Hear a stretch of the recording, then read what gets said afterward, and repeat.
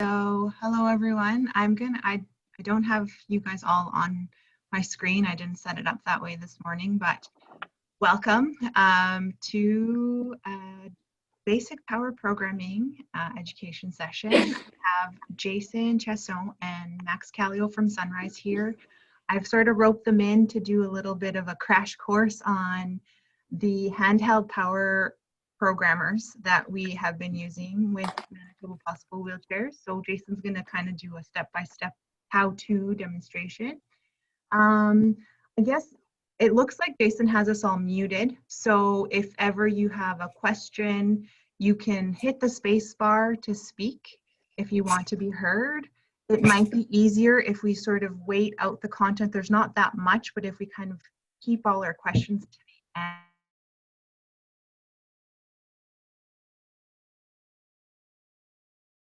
Client specific with any questions, because that might derail kind of what other people are thinking. So without further ado, I'll let Jason get started. Thanks so much, Jason, and take it away. Thank you, Val, and I apologize, I muted you actually in the middle of a sentence while I was trying to unmute the lines, but I think we caught most of what you said. I think it was, I think you were going over just if there's any case-specific examples that maybe we can take those offline afterwards. Yeah, exactly. And Okay. I think, correct me if I'm wrong, Jason, but we weren't going to take up the whole hour with the presentation. That's so correct. There will be some time for some Q&A at the end. And then if anyone wants to stick around for specific support, I can hang on the line for a few minutes. Absolutely.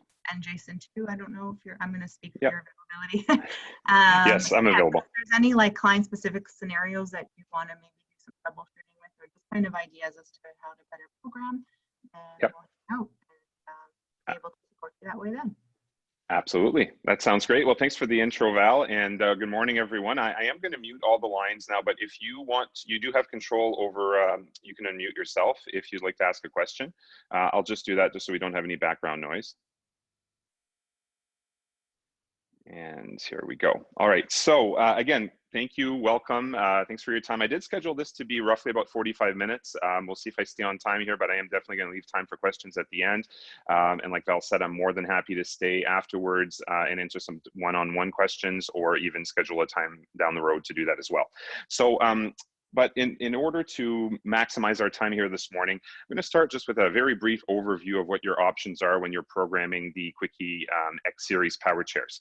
The main focus of this morning's session is going to be on this device right here, the DTT, or Diagnostic Test Tool, aka handheld programmer, which I know you've recently acquired some of. So this is what we're really going to focus on. But before we get into this, I just wanted to also mention that if you have one of these devices here that has this connection on the end, this is referred to as the dongle programmer. It serves two functions. You can use this to connect to the computer software and do higher level programming, but it also will unlock onboard programming. So if the chair you're working on has a joystick with a screen, then you could, and you have one of these, then you're able to do your programming directly on the client's joystick. But that only applies if the joystick has a screen. And I know there's a fair bit of chairs in the field that do not have a joystick with a screen. So for those, we're going to be using the handheld DTT. And as a matter of fact, you can use this handheld on the chair that also has a screen. It doesn't need to be just an LED joystick. This will program any RNet system. So the DTT programmer itself has a large color screen on the front. It's got 4 arrow buttons right on the front here, which help you navigate through the menus. And then it's got 3 additional hot buttons or software buttons up here, which will correspond to whatever shows up on a bar at the bottom of the screen just above those buttons. So sometimes it's increasing or decreasing values. Other times it's turning a yes to a no in a certain field.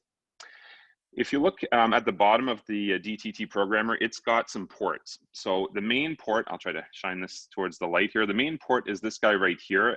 It actually has an integrated or hidden, I guess, mini USB connection on the inside, and then it has the main connection for the cable. And then right next to that, there's a little rubber boot covering it, but there is a standard USB-A port, which looks just like any USB ports you'd have on most of your computers. Those USB ports are really for more advanced file transfer operations, and that's something I'm more than happy to review with you maybe on a one-on-one. We're really not going to get that in depth into it today, but just know that this programmer does have that capability where if you want to plug in a USB memory stick, you can save parameters to that memory stick. I guess that's about all there is to it. The cables that this comes with, you're going to have two different cables in the box. So you're going to have the DTT programmer, and then you're going to have this cable right here, which is the one that we're going to use today for our RNet programming. So it's got this little kind of Y connector in the middle. One end is going to be female connector, the other end's a male connector. And this gets plugged in line somewhere on the chair where there's a free port. The most common place to plug it in is going to be in line with the joystick. So if you take your joystick cable and trace it back to behind the back cane, you're going to find this disconnect that looks just like this, just behind the back cane. And one end goes to the joystick, the other end will go underneath the chair. You want to disconnect this, you just pull it apart. It's a friction connector, so you just basically pull it apart. Once it's disconnected, you're going to insert this cable from your programmer in line. So the female end will go into the male end and vice versa, so this becomes part of that cable. The other end of this cable is what plugs into the DTT itself. And there's really only one way you can plug it in. You have the little metal contacts that are offset to one side. So if you try to put it in the wrong way, it's just not going to connect. So there's only really one way to put it in. Once you connect this, you want to give it a nice push to make sure it's really nice and firm into the connector. And a really important note with these programmers, so if you want to increase the longevity of these programmers, biggest tip I can give you is if you're ever disconnecting this cable, you're shipping it or you're transporting it, or maybe you're swapping the cables, because it does come with two of them. There's two little detents or two little kind of rubber handles off to the side of that connector.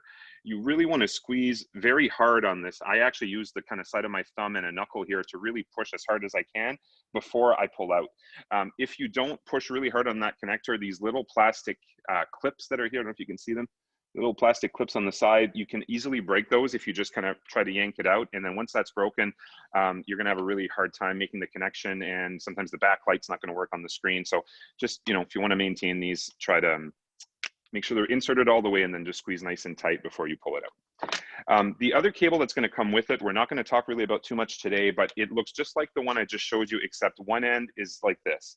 So this is going to be the programming cable that you would use if you were programming a VR2 chair. And my understanding is that in Manitoba, you're moving away from VR2 onto RNet for all of your systems. So you're going to be using the cable we just talked about with the Y in it, not this guy. If you do try to plug this into an RNet chair, because it will plug into your charger port under the joystick, it's just not going to work. You're not going to be able to program with it. You're going to be waiting 2-3 minutes and nothing will come up on your screen, or it's going to say, give you an error message. It's not going to damage the chair, so don't be afraid of using the wrong cable. But if you're wondering why it's not working, make sure you're not using this cable on an RNet chair. Basically, a rule of thumb is if you have these yellow connectors where the joystick disconnect is, if you have this, then it's an RNet chair. If it doesn't have the yellow pins, then it's not RNet, it's VR2, in which case you use the other cable. So I think I stuck to my 5-minute intro. So that was the introduction for the DTT. Thanks, Al. So what I'm going to do now, I have already got this plugged into the back of the chair. So I'm going to, I have another cable here. I'm going to plug this in, and I'm going to move the camera to a different mount that I've got set up here, which will give you kind of a bird's eye view over what I'm doing in the chair. So hopefully this works out well here. And I'm going to flip my camera for this.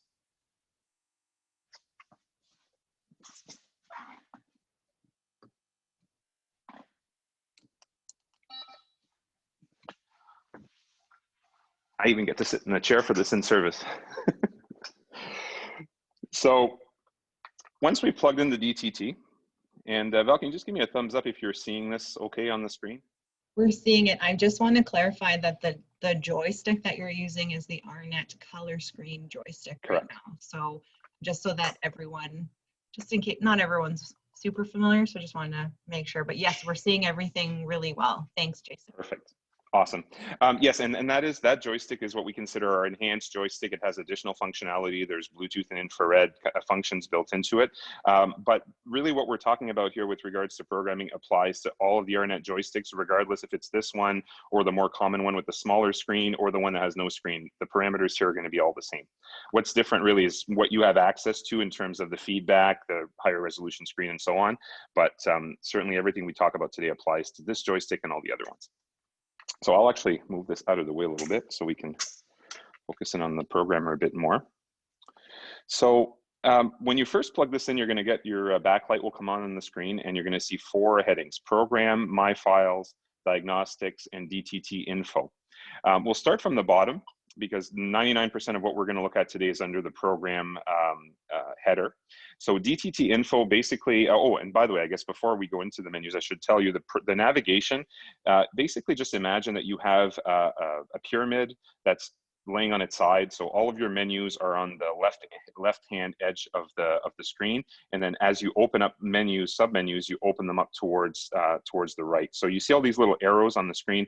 That just tells you that the menu you're seeing here is your first level menu. And if you want to go into it, you have to hit the right arrow. And so you basically just follow the arrows on the screen. So under DTT info, we're going to press that right arrow. And right away that goes into an information screen. You're almost never going to need to be in here, but I just wanted to tell you what that does is it will tell you what version of software your programmer is onto, which again really doesn't make a big difference. There is a language selection, so if you wanted to change this to a different language, I would not recommend going in here unless you're really trying to do this, because once you change the DTT to a language you're not familiar with, it can be very hard to get it back because you don't know what menu you're in. So DTT info, that's all there is in there. It's just the info on the programmer itself. Diagnostics, this could be something that technicians, certainly this is a tool they can use, or if you yourself are trying to troubleshoot a chair for a client and you're on the phone with so either Sunrise Technical Service or with your dealer, if you have one of these and you have access to the diagnostic screen, you can get some information about what's going on with your chair. So if we go into here, we have system tests, system logs, and then timers. Tests, we have everything's broken down into different submenus. So JSM is joystick module, so that'll be your joystick. ISM is the seating module, so if there's power seating on the chair. Power module is, PM is power module, and that's the main controller or the main brains of the chair. And then there's this joystick status. So before we get to joystick status, we'll go into joystick module, JSM. All these numbers that are right here next to the header, those are the serial numbers of those modules. So if you're ever wondering what that is, that's how we reference them. Once we go into that menu, then I'm going to see all of these different indicators about the joystick module. So communication right now is showing okay. The horn is showing off, and I can show you if I go onto my joystick and I press the horn button, it's going to turn to on here. If you can see that clearly. As I press it, it shows on and then it shows off. So this gives you a real-time visual as to what's going on with your joystick. So if you had a stuck button or something jammed, this could be an indication. Similar things in the power module, we have communication. Here we have some more kind of techie parameters that, again, not everyone's going to really take advantage of, but it is here if you're looking for different voltages, currents, again, troubleshooting issues here.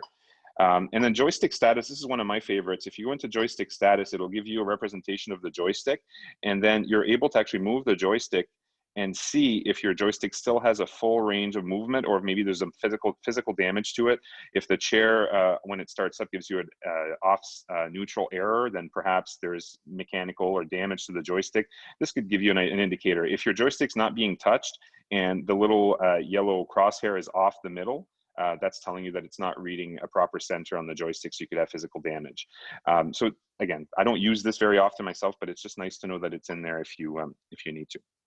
That was all under diagnostic and tests, and then we have logs. So again, by module, we can go in here and then read any kind of, we had 11 charging errors, which is basically trying to drive the chair while it's got a charger plugged in. So that's not really an error we're too concerned about, but if there was something more serious on the motors, for example, it would be logged in here. And then we have timers. So this one is really just how long the chair has been driven. And the client actually has access to this through their own joystick. But if you want to see, this chair here has been driven 2 hours and 32 minutes, which it's a new demo, so that makes sense. So that was the diagnostics menu. The My Files menu, we really just go into here when we're trying to do file management. So if you're trying to take parameters from the client's chair and save them onto your memory stick, or if a technician has sent you a file that needs to be loaded into a chair, some more of that behind the scenes stuff, you would be using that My Files menu. There's other ways to do this as well, and we don't frequently use the DTT for file transfers. It's fine to use if you just want to do a backup of what's in the chair, but in order to load new files or load parameters onto a chair, we prefer using the software and the computer to do that. But that's really just to give you an idea. If you go into My Files and you plugged in a USB memory stick into this programmer, you would see it show up here, and then you would have, just like a file browser and a computer, the ability to save parameters from specific chairs onto your memory stick. I'm just going to interject because Sure. that's kind of higher level programming, and I think if any therapist is curious whether that applies to their client or whether they sort of have identified a need to do a file transfer of some kind, let's talk before you initiate any changes.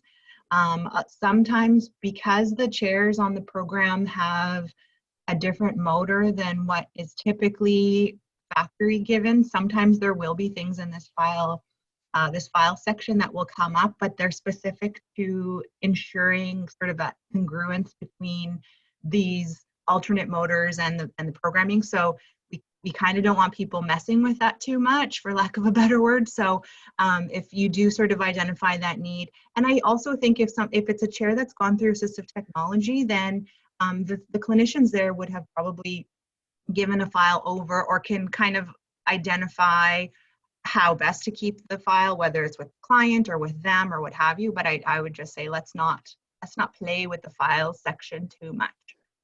Roger. No, that's very fair. And honestly, with the file section, like you said, reading from a chair typically won't cause issues, but writing to a chair, if you don't know what you're writing to the chair, you definitely could be causing problems. If there is a residual file in the memory of the programmer or in a memory stick that you already have, and you go write that to the chair thinking, oh, I'm just taking a copy, and just make that mistake, it could cause issues that would need more attention to the chair. So that's a very valid point. And so basically that's My Files menu. As per Val, stay out of there. I agree. We'll move on to program. So the programming menu, which is the first one that's going to show up here, this is the one, as I mentioned, you're going to go into 99% of the time. So we're going to go into that menu, and then we're going to have a whole bunch of options that show up on the screen right away. Within that programming menu, the first header, that speeds menu, that is also where most of your time is usually going to be spent. Because if you think about it, most of the issues that we try to solve with power chair programming are really centered around how the chair drives. So it has to do with it's either too slow or it's too fast, or it's accelerating too slowly or too quickly, or it's too jerky, or it's too hard to control. Those are the typical calls we get where we have to go in with the programmer and make adjustments. And all of that is going to be stored under speeds. So we're going to spend a bit of time there, and then we'll go through the rest of the relevant menus. So if I go under speeds, with the Sunrise Medical Programming, the speed menu is broken into 3 submenus: forward, reverse, and turn. We do that just so we're displaying less information on the screen at once, and it's just a little bit simpler to go through. But the parameters you're going to find under the forward, reverse, and turn menu are all the same. So they just affect the forward direction of the chair, the reverse direction of the chair, or the turning direction of the chair. So we'll start with forward. And under each of these menus, you're going to have at the very top of the screen PR1, PR2, PR3, all the way. If you use your right arrow and you toggle over to PR4, it's going to, and then keep going, it's going to show you profile 5, 6, 7, and then finally 8. Because with RNet, there's a total of 8 different possible drive profiles. Now, we usually don't use anywhere near that many, and there are some specifics that I should mention. So if we start with profile 8, all the way on the very very right edge of the screen after we toggle over, profile 8 is dedicated always to the attendant control. So if you have an attendant control on a chair, profile 8 is where you go to program that. If, for example, the attendant control is too fast, or it's too slow, or it's hard to control, oftentimes an attendant driving a chair from the back cane is going to need very different parameters than the client driving the chair from the front. So again, profile 8 is where you go for that. Profiles 1 through 4 are the standard ones that we activate on your sit and drive chairs or your basic chairs. So 1, 2, 3, 4, and typically they're programmed with profile 1 being indoor slow, profile 2 is indoor fast, profile 3 is outdoor slow, and profile 4 is outdoor fast. We don't typically use 5, 6, and 7 for standard chairs. We typically reserve those for chairs that have specialty controls, so like head controls and anything that's not a standard joystick. Having said all that, we can totally reassign any profile we want to do really anything we want. But just to make things make sense and keep things consistent, we do typically reserve 1 through 4 for your standard joystick drivers, and then 5, 6, and 7 for specialty control drivers, and then 8 again for attendant control. Whichever profile you're trying to program, you have the same parameters. So at the very top of the screen, you're going to see the different profiles, and then on the left edge, so this is the other little trick. If you navigate with using the 4 arrows here, you're going to see the parameters get lit up in blue as you move through the screen. But if you don't know what the menu is, because the menus are all abbreviated, you can actually go up where profile 1 is listed and then toggle over to your left one more time, and that's going to expand the menu. So it's going to show you exactly what that menu is. So they are forward, well, everything's forward in the forward menu. So Excel maximum. Then the next one is Excel minimum. Then we have a decel maximum, a decel minimum, a speed max, and a speed min. So the reason there's a maximum and minimum is so that you can set the range that the client will have when they hit their rabbit or their turtle button, whether it's a paddle or a push button, depending on the model of the joystick. When you have a speed up and speed down button, the range of control within that profile 1, 2, 3, or 4, whatever profile you're in, that gets dictated by what you set in programming between your minimum and your maximum speeds. So for example, if I look at the way this is programmed right now for profile 1, the minimum speed is 13%, the maximum speed is 25%. So that means that when I'm in profile 1 on my joystick, and I have the turtle all the way down with just 1 bar on the screen, I'm actually set to 13% speed. If I want to bump this up, notice these 3 programmable buttons with the little dots on them, they correspond to the spots on the screen. So I have a plus and a minus up here. So if I wanted to bump that up, I hit my plus button. I can go to 15%, for example. Any value you change will show up red on the screen here, just to show you that you've made the change. But the change is made instantaneously. You don't have to upload it after the fact. As soon as you make that change, especially for the speeds, they take effect right away. The only reason it's red on the screen is just so you can tell as you go through what you've changed and what you haven't changed. Again, if I go to the maximum speed, then so now I have 25 as my maximum, 15 is my minimum. And then in profile 2, I bump up my lowest speed in profile 2 is now 20. And then 50% is the top speed. And this is pretty average for an out-of-the-box chair. Your maximum speed is going to be 25% in the first profile, 50, 75, and 100.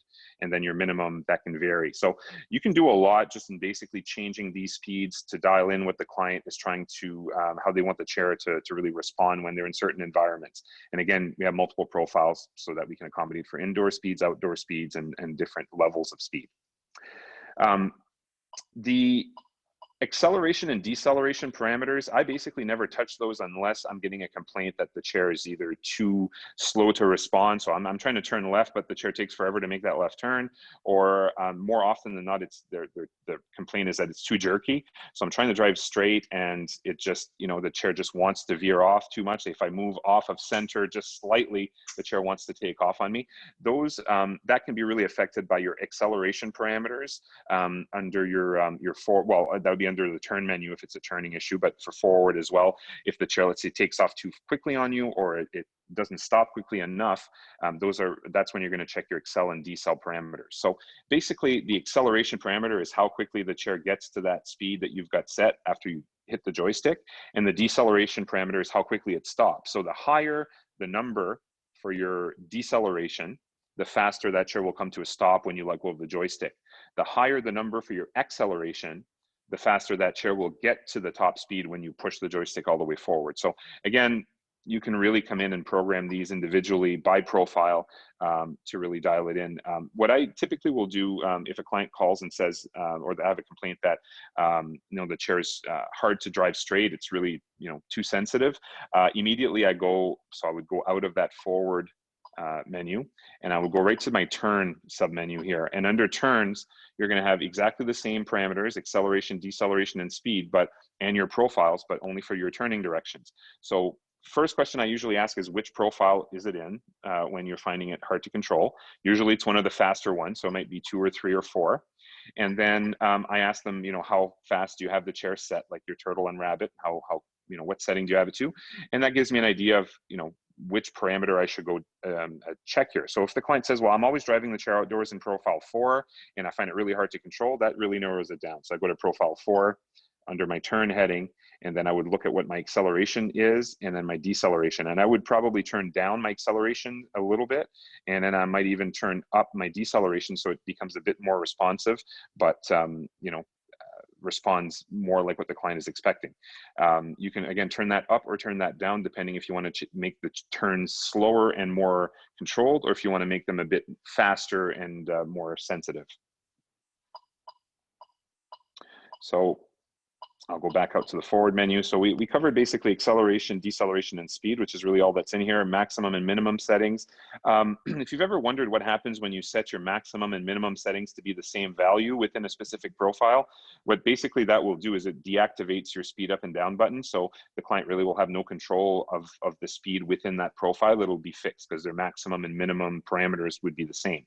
But typically what you see on the screen right now is pretty average for an out-of-the-box chair. Again, that 15 to 25, 20 to 50, and again, 30 to 75, 40 to 100. Some people prefer to have their minimum speed consistent all the way across all their profiles, and they just bump up their forward top speed.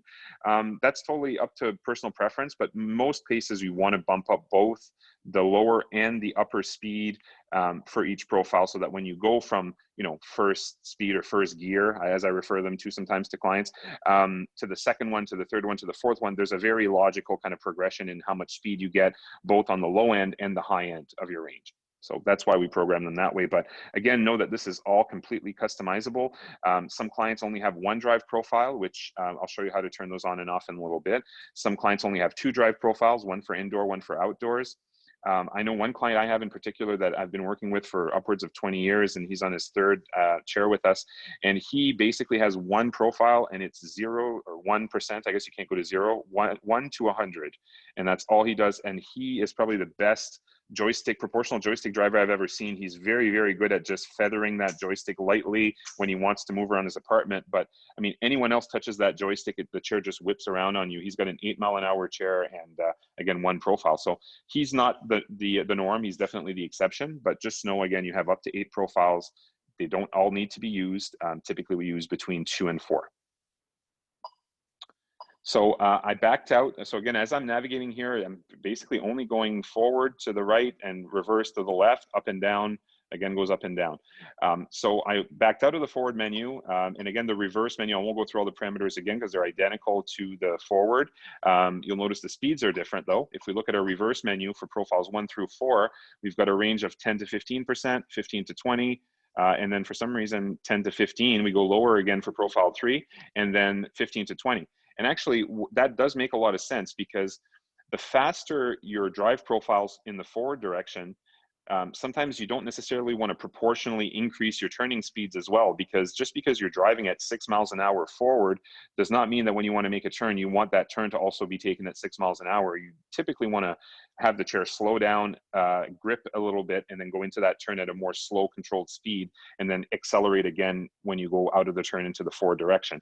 That's why you're going to see some of these parameters slightly lower for the reverse direction, as well as for the turn direction. If you go look here, again, we're at 10% on the low end. Okay, so that was the speeds menu. Again, most of your programming is usually going to be done from here, and that's really where, you know, most of those parameters are going to be hiding. The other, I guess, little trick I can give you is when you're doing programming on multiple menus, you're going to want to really just try, or multiple profiles. I like to just complete one profile, drive the chair around, make sure it drives really well first. And then if that is a really nice, you know, setup for profile 1, it's I spent half an hour tweaking this, then I'm going to copy all of these parameters to profile 2, 3, and 4. And I'm going to go down to my speeds, and I'm going to bump those up. And I'm going to leave my accelerations and decelerations the same. And then I'm going to drive that chair in all of those profiles and make sure it makes sense and it drives well. If I want to bump up some of the other settings a little bit, I can. But typically, you want to keep your accels and decels pretty similar. If you look at this here across the board for forward, they're 45% and then 35% and then again 35% on the low end, and 25% for all profiles 2, 3, and 4. We don't really have a great amount of change in those accels and decels parameters from one faster profile than the other. It's more just the speeds themselves that we want to bump up. And that, if you do that, what you're going to end up with is a more controlled, smoother driving chair rather than completely make each parameter different from profile to profile. Now, don't get me wrong, some clients need that. We need that level of customization, but in most cases, consistency across the board and then just a marginal kind of increase in your speeds at the bottom. Okay, so I'll move on to the next sub menu, which is the drive menu. And I promise they're not all as long as this one. There is one more long one to get through, and then the other ones are fairly quick. So the drive menu is a short one. It has power, torque, and tremor dampening. So I'll expand those out. Torque, tremor damping, sorry, not dampening. So the power and the torque settings, those honestly, I would just recommend not touching them. They're set at 100% for power across the board. And then the torque is either set at 100% or 90%. If you go and change these settings, it will affect how the chair drives, but it can have a real drastic effect on that chair in terms of not being able to climb over the smallest of thresholds or obstacles, because that power not only dictates how much raw current or raw power the motors have available to them at any given time. If you bring that number down from 100, you're also limiting how much boost the chair has. And boost is something we don't talk about a lot, but it's basically when you're stuck somewhere in a rut or you're trying to climb over a hill or some kind of an obstacle. Boost is the amount of time that your chair will push the maximum amount of power that it has to those motors to try to get out of that situation. If you have your power setting set anywhere below 100%, your boost is not available to you. So you're stuck, you know, in a rut, and the chair is basically not as strong as it could be otherwise. The only reason that I can really think of to adjust that power parameter is if you have somebody that's, you know, for their indoor driving, they're bumping into a lot of walls, either maybe it's a cognitive issue or maybe it's just, you know, other issues. But if you reduce the amount of power in your indoor profile, for example, profile 1 from 100 to let's say 50%, that means that when that chair hits a wall or another human being or something, it's not going to do as much damage. It's not going to have as much power to keep going. So really, you know, when you're trying to mitigate damage, it's a good setting. It is available by profile. So make sure if you're adjusting your power setting, you only do it on the profiles that are mostly used indoors. Because again, if you adjust those down, your outdoor profiles, the chair will really not perform well and will get stuck all over the place. The tremor dampening or tremor damping setting is really just a setting. So if you have clients that have tremors for whatever reason, Parkinson's would be a prime example, that as they're driving the chair, they're constantly shaking like this. It will, if you increase that value from 0, it's going to make the joystick less sensitive. So it ignores these little kind of jerky movements. And you basically have then to hold the joystick in one direction longer in order for it to actually respond. So it's something we don't use too often, but again, if you're dealing with a client that has tremors, it may be an option for them. So that's what's under the drive menu. The controls menu, we're going to spend a bit more time under this one. So under controls, we're going to have advanced controls and then some other stuff. So let's start with advanced controls. Under advanced controls, we have steer correct. And steer correct, as you can see again with your plus and minus buttons here, I can increase that all the way up to +9, and then I can decrease it all the way down to -9. That's one of those settings that honestly you shouldn't be playing with, and you don't really need to play with on a day-to-day basis. Why it's there is if you, for example, had one new motor on one side of the chair and an old motor on the other side of the chair, the new motor is going to consistently pull differently than the old motor is. So this would force the chair to send more power all the time to one motor over the other. So if you have in that type of situation, it's a Band-Aid fix. And Val's shaking her head, so I'm going to get off of that topic because it's not something you're really going to get into. Don't do it. Don't do it. Don't do it. Yeah. As a matter of fact, as a cautionary tale, I went to see a client a few weeks ago that had that setting set to something like 5 or 6 and was complaining that the chair was veering to the right. So I don't know why that was changed, but when I turned it down, it drove normally. So that's what the effect is. If you change that, your chair will always pull to one direction. But that's a good point, is that it might be something someone wants to check to see whether or not it has accidentally been altered, but not something I would recommend a clinician do on their own. Yep, absolutely, I agree. And then, so down the list here, we've got end, stop, bleep, and that's basically just the noise that the menus will make. If you're going through a menu and you get to the last item in that menu, it'll make a different tone or a different beep. So you can turn that on or off. Actuator, excuse me, actuator entry access. I'm gonna take a little water break here very quickly. That's better. So actuator entry access, that means that, so your actuator access, an access is what we call a channel, basically, that we can have either one or multiple actuators into. So for example, your tilt, there's an access for the tilt. There's an access for the recline with the power legs going at the same time. So an access may include one actuator or multiple actuators, but it's basically a channel for one of the actuators or multiple ones. So the actuator entry access can be set to last, or it can be set to any number of them. Usually we leave that to last. So what that means is when you hit your mode button on the joystick and you go to your power seating, it's going to go to whatever power seating actuator access you were on last. So if I use my elevate last, and when I go back into my mode, it's going to still be on elevate. If I wanted to force it to be on tilt all the time, then I can go in here and change that to actuator 1. And then when I go back in here, and now it's forced to go on to tilt. Even if I change it to elevate and I use my elevate, I go back out. When I go in again, I'm back on to tilt, because that's what I told it to do here. But usually we leave that on last because most clients want to use whatever last actuator they used last. I guess that would be a useful one if you have somebody that really needs quick access to their tilt for medical reasons, or for, maybe it's whatever the actuator is, they need to get to it very quickly. You could default to that one. Change profile and drive, that's something that by default is set to no, and I would highly recommend leaving that to no. That means that when you're driving the chair, so I'm driving my chair at a certain speed, if I hit the profile button without stopping, I can go to a different profile. And that could be dangerous, because if you're in an indoor profile, for example, and you bump your hand and you hit the profile button while you're driving, you could quickly go to a different set of speeds that would, cause you to go through a wall maybe. So we want to avoid that. So that's why it's set to no. Only power users may turn this on, and you really should be comfortable that they know what they're doing and they're not going to do it by accident. Speed adjust, yes. So speed adjust, if you turn that to no, what that's going to do is it's going to get rid of the speed indicator. So I don't know if you noticed that, it just left, it went away on the screen. So now I have no way of knowing what speed I'm in, and I also deactivate my speed up and down buttons or paddle switch by doing that. So remember I said earlier, if you set your maximum and minimum parameters the same, you can deactivate that speed. You can also deactivate it and actually get rid of the visual by turning speed adjust to no. But most people want that to yes. You would only have that if you want a very basic chair and you want the client driving at one fixed speed all the time and no kind of distractions. The next one down is speed adjust and drive. Speed adjust and drive, we also have that as a default set to no, but that is one that I would be more cautiously okay with using. So basically with that one, if you have that turned to yes, as you're driving the chair, if you hit your speed button, so I could drive that chair, and as I'm driving, I can bump up my speed without having to stop. It will not allow you to change profiles, but it will allow you to bump up your speed. So that can be useful for some clients that are outdoors and very active and want to cross the street a little bit faster. They may not want to have to stop the chair and come to a complete stop in order to get a little bit more speed. But again, just in an abundance of safety, we turn these both off at the factory level, and you can turn them back on if you want to. The reverse driving alarm, that is a beeping alarm that turns on when you go in the reverse direction.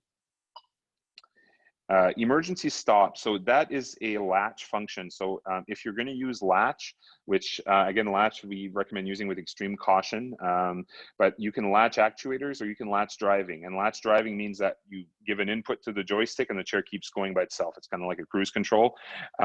So if you're going to use latch, we highly recommend using an emergency stop switch, and that would be like a buddy button or a Pico switch or any kind of switch that the client can hold or have pressure onto while they're using latch.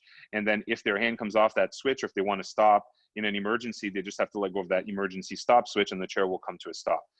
If you turn that parameter to no, then the chair will not require that you use an emergency stop switch. Some clients need to be set up that way, but those are very, very few and far between. So again, it's just one of those settings that you don't often use, but it's nice to know what it's for.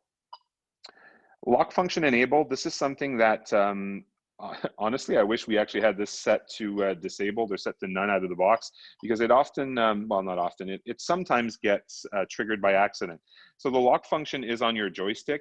If you're turning your chair off and you hold the joystick, And I think I just screwed that up. Try that again. I always forget. It's either reverse or forward first. Okay, so right now I just locked my joystick, and when it turns on, I'm gonna have that little padlock, and if I try to drive it, it will just turn the chair off. In order to deactivate that lock, it's pretty simple. You basically just push forward until it beeps, pull back till it beeps, and then it unlocks. But if somebody goes into that by accident, and I just went out of my menu because I turned the chair off, so we'll go back there. So if somebody gets into that by accident and you want to just disable that function altogether, you can turn lock function enable to none, and that will completely turn that off so that you can't accidentally get into it. So why that's useful, sometimes if you have little kids kind of around the chair, or if you're going somewhere and leaving your chair, it's kind of an extra security feature so nobody comes and takes it on you.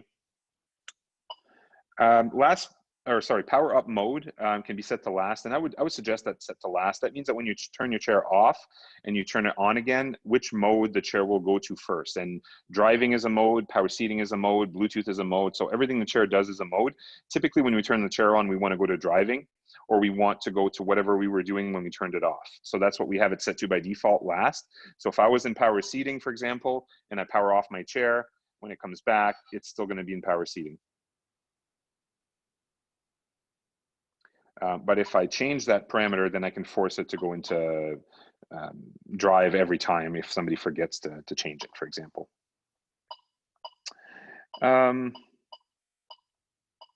Oops, controls, advanced, there we go. And then maximum display speed. So if you wanted your client not to know how fast they're going, you would be able to change that setting. That's one of those parameters. I'm not quite sure, honestly, what the everyday use of this is. We don't really use it very much, if at all. But if for whatever reason you don't want your client to know they're going 6 miles an hour, you want them to think they're going 5, even though they're really going 6, you can change that. But yeah, we don't use it much. So that's advanced controls. The next one is profiled controls. Don't worry, this one's much shorter. So profile controls, there's only 3 headings. We have sleep, timer, change mode and drive, and background. Sleep timer, this is a setting that you would use if your client has no switch sites and they're not able to, well, basically, if they're not able to press any of the buttons on the joystick and the paddle switches don't work, and they basically are able to drive the chair with that joystick, but their hand's on that joystick and it's not coming off. If that's the case, you could set a sleep timer, and then that chair will power off by itself after 1, 2, 3, 4, 5 minutes, whatever you've got set. You can also have it set by profile. So maybe you only want that sleep timer for indoor profiles because maybe you fall asleep at night in the chair and you want it to turn off by itself so you don't kill your battery. But that's basically setting a timer so the chair will turn off. Change mode and drive, that one again falls under the header. Please don't change this one. I really don't know why we have this. Again, this is a very drastic change. So similar with changing profile and speed and drive, this one is change mode and drive. So as I'm driving, if I hit the mode button, I would go from mode to power seating without having to stop the chair. So again, that could bring you to a really abrupt stop when you're not expecting it. So I would leave that off. And then the background color, that really only applies if you have an older, the joystick with the smaller screen. This joystick, it doesn't really do anything. That parameter doesn't affect it. And then of course, if you don't have a screen, then that parameter doesn't affect anything. But with this, what we call the CJSM1 joystick, the one that has the smaller screen, it can have a white background or a blue background. And then you can change which color the background is going to be by profile. So your indoor profiles could have the nice blue background, while your outdoor profiles can automatically go white so that you have a better contrast in the sunlight. And that's really the intent there. Then we go down to joystick. Under joystick, we have a couple of parameters that can be useful. So we have active throw and throw detail, and then we have active orientation and orientation detail. I'll go into throw detail. So the throw is by profile, and it's giving you all 4 directions, as well as a deadband setting. So you have the forward, reverse, left, and right. By default, your throw is set at 100% across the board. And that means that with a joystick, the throw is the amount of deflection or the amount of movement that you need to achieve on your joystick in order to get to 100% of what's programmed for that profile. So for example, with the throw set at 100%, that gives me a full range on the joystick. So if I only push the joystick 5%, it's only going to move 5%. I got to push it all the way forward to get to 100. If I bring these values down from 100%, that means that I only have to deflect that joystick that amount to get to 100% of what's programmed. So that is useful for clients that don't have a great range of motion, or maybe they have limitations in one direction over another where they can't push forward very far, but they can push back all the way. So maybe your forward throw would be set much shorter than your reverse throw. So that's why it's also adjustable by direction. You can go in here and adjust these percentage values, but the much easier way to do this is with the active throw. And with active throw, you actually go through this menu here where you select which profile you're trying to set here. So you would hit your toggle. It's on the screen, it says toggle. That corresponds to that little button here. So I can toggle my selections from a check mark to an X, meaning that it will not affect that profile. So let's say I want to do all profiles like this. I would make sure they're all check marked, and then I hit again my right arrow and I pick my joystick module, and then it's going to give you instructions. So now it's telling me move the joystick to the desired forward position. So if the client can only push, you know, this far on the joystick, and that's going to be your 100%. So you hit a button on the programmer here, this capture button, and that will capture it. So I'm going to do that, but try to set them at 100. And then it says left position, try to go. If you're at 99%, honestly, you're probably close enough. Sometimes you won't get to the full 100, but 99 is close enough. Am I going to get 100 on all four here?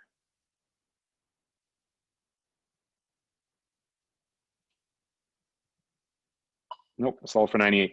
So if you do have a little bit of a limitation in your joystick travel, like I do on this one, like I said, 2% is not going to make a big difference. It's going to take a few seconds here. You get a big green check mark. Anytime you get a green check mark on the screen here, means you're good to go. You've done a good job. Everything is saved. So now if I go into my throw detail, I'm going to see my right direction is now at 98% because that's what I selected. So I'll just bump those up back to 100. So I don't have any dead spots on my joystick. And what I'm doing here is I'm going beyond profile 4. Don't forget all your other profiles as well, all the way up to 8. So they're back up to 100 now. Now, the last setting in the throw detail is going to be your deadband. And the deadband setting is minimum is 10% and the maximum is 50%.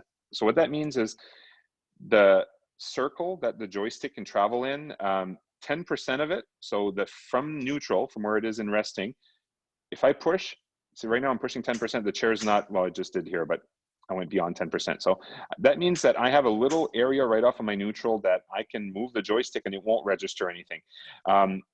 You can bump that up all the way up to 50%. And that can be useful if you're using a tall kind of leverage joystick, like a goal post, or if you're using like a golf ball or anything that adds extra weight to the top of the joystick, will want to throw off that neutral more easily.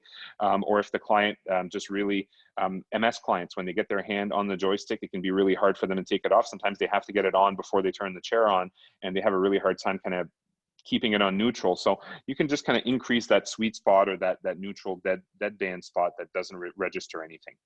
The reason we can't go beyond 50 is if we go beyond 50, the joystick basically doesn't work anymore. And then orientation, I won't go through the active orientation, but it's a step-by-step process, just like the active throw. But orientation detail, here you can go and swap or invert the forward and reverse axis, invert the left and right axis, or swap the forward reverse and the left right axis completely. So these are good settings to be aware of if you're mounting a joystick behind the chair at a 90-degree angle, or if the client needs to have the joystick for whatever reason mounted this way. You can actually reverse or completely change which direction is forward, which one's reverse, which one's left, which one's right, based on how you set these parameters. So it can get quite confusing when you start changing all these, but you can basically have this joystick in any orientation in space and still have it perform the way you want. So right now I'm just backing out of that menu. So that was the last heading under the joystick. And that brings us down to the standby menu. The standby menu, this is the one actually, when I started talking about the sleep menu here, I was really talking about standby. So standby, this is when you have a client that is not able to hit any switches, is not able to touch any buttons on the joystick. They maybe are driving with the joystick or maybe not, maybe they're driving with something else, but they have no switch sites. So if you have a client with no switch sites, you can use switch to standby. And then there's additional parameters here with mode select and remote select and standby time that you can configure. And these parameters basically allow it so that you're driving the chair and then you stop driving, and within whatever amount of time you set here, if you set, 1, 2, 3, so say 5 seconds, after 5 seconds of inactivity, the chair will beep and you'll get a display on your screen showing you that if you push forward, you're going to go back to drive. If you pull back, you're going to go to power seating. If you go to the left, you're going to change your speeds. So you basically can control all of the functions of the chair that you would normally control through mode and profile. You can do all that through the joystick by timing out to this mode menu, which is what we call switch to standby or switch standby time. So that's all under the standby menu. Again, it's not something we use too often, but that's where you would go if you need to activate that. Sound or volume, that is your horn. So it's a wimpy horn. we can't get around that. It's not real loud, but you can turn that up or down. So if it's too loud, you can bring your sound or your horn down a bit. Sorry, sound or volume is not the horn volume. Horn volume is just below. Sound. My apologies, my Apple Watch started talking to me here. So the sound or volume is actually the noise you're going to hear when you go through menu. So if I hit my mode button, I don't know if you hear that beeping. If I turn my sounder all the way down to 0, now it doesn't beep at all.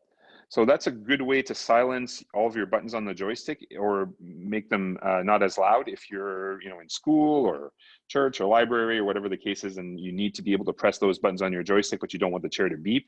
Sound or volume is the setting for that. Horn volume is horn volume, and the reason there's question marks on my programmer here is because this joystick has a different setup for the horn and also for the startup beep. But normally you'd have an option there of yes or no. Or sorry, of a setting for the volume for between 0 and 3. Momentary screens, that's one that when you're with the joystick with the screen, when you go between profiles, this is your momentary screen. You're in between or splash screens as that announces the profile. If you turn that off, it's a much more subtle change. You see there's no splash screens coming up here. It's just basically going from 1 to 2. But as soon as I have that on, I get my splash screens. Display speeds can be in kilometers per hour or miles per hour. And the last one is not available because of the joystick I have here. So that is the controls menu. So I'll go back out again one level here. So what we've reviewed so far is speeds, drive, and controls. And like I promised, most of the heavy duty stuff was in those 3 menus. So we're going to cruise by the rest here. The next one is latched. Latched, again, we talked about that earlier. You have to be cautious when using latch because the chair will go on autopilot essentially at a fixed speed until the switch is let go or another input is given or the timer expires. But if you are using latch, this is where you go. You can latch drive, you can latch actuators. So for example, if you want to just hit the joystick once to activate the tilt and have it move all the way back by itself, you can latch the actuators that way. And then you can also have a timeout, which you have to have so that your latch times out after a certain amount of time. It's a safety feature and you have to reactivate it. And then you can also have the chair either beep when it times out as an auditory cue, or that you have to hit the joystick again, or just have it do it silently. The next 2 are for actuators. So we have ISM actuators and SM actuators. The reason there's 2 menus is the chair could have a different wiring setup for the actuators. So one is with the ISM, the other one is just more of a basic setup. But under either one of these, all you can control is the speed of your actuators. You can control the up speed, the down speed, and then the acceleration and deceleration of those actuators. As you can see on the screen, they're always set at 100%. And I think most people would agree that that's not that fast to begin with. So the only reason you would want to decrease the speed of your tilt or the speed of your actuator on these chairs would be if the client feels it's too fast, maybe it's making them seasick, for example, you might want to decrease it. But usually it's the other requests, we want to go faster. And unfortunately, they're already set at 100%. So that's going to be your ISM actuators and SM actuators. You get same parameters. Profiles, this one is extremely useful. So this is towards the end of the list here, but we do go into that one a lot. So when we go into profiles, we have an option of from profiles 1 through 8, again, by toggling with your right arrow, you're going to go all the way to the end here.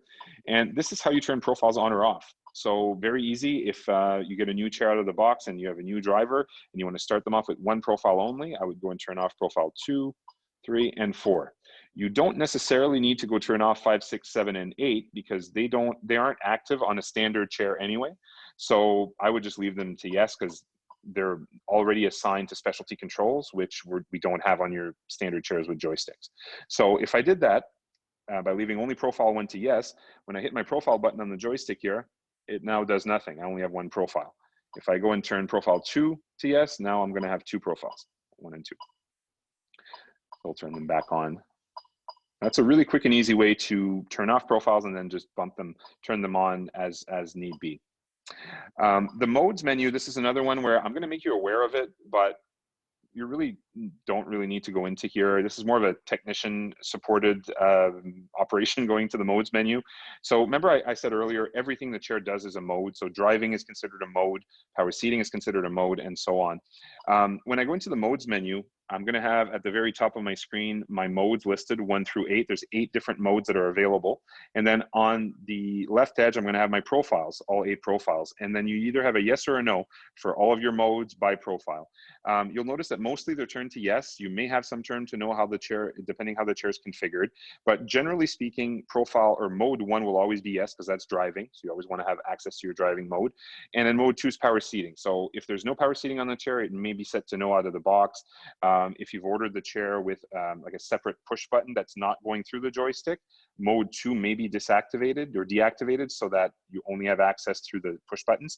But that's really what mode does. And then as we get into Bluetooth and infrared and more complicated things, we access modes 3, 4, 5, and so on. But just in case you stumble across this menu, the only reason you might need to go in here is if you ever have mode 1 turned off and you can't get back into drive, you might need to turn it back on. But the other thing that also is to note is mode 8 is programming, onboard programming.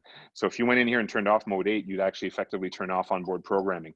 It would not affect the DTT. You could still program with this, but your onboard, like right through the joystick programming, would be turned off. So to echo again what Val mentioned earlier, this one is probably one to stay away from unless you're being guided through it to fix an issue.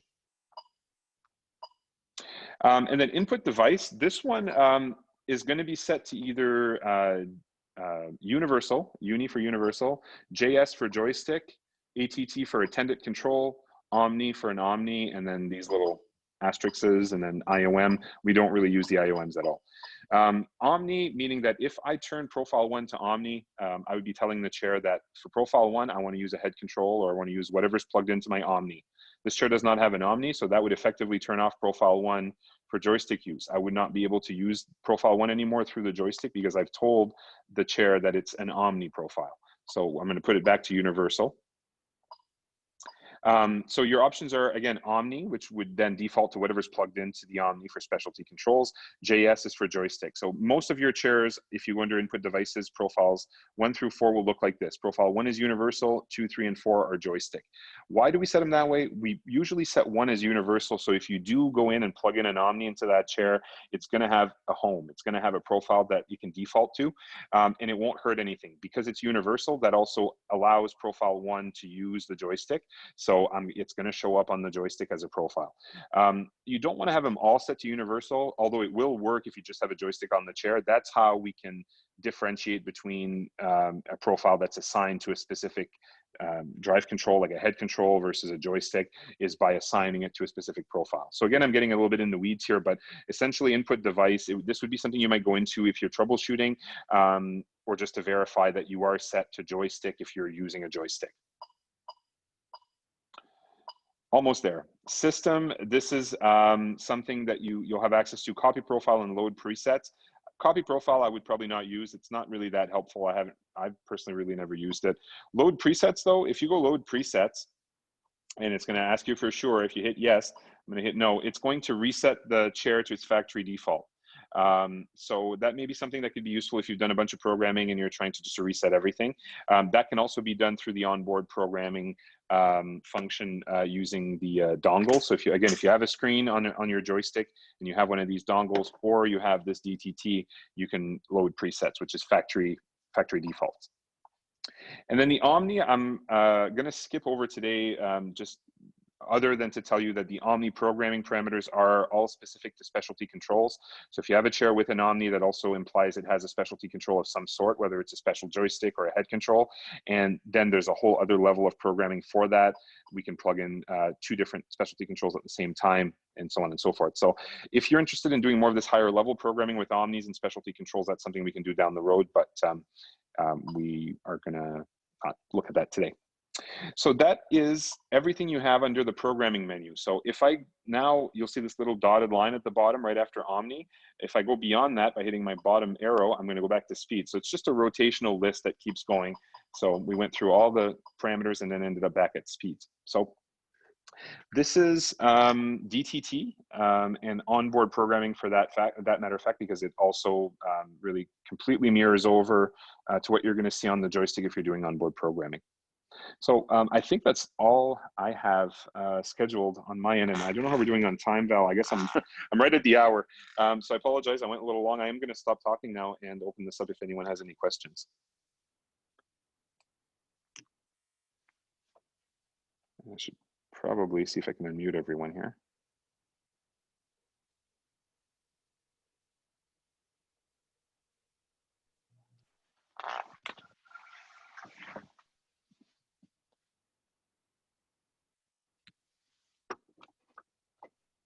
All right. So I don't know if anyone's trying to, I'm just going to stop the recording.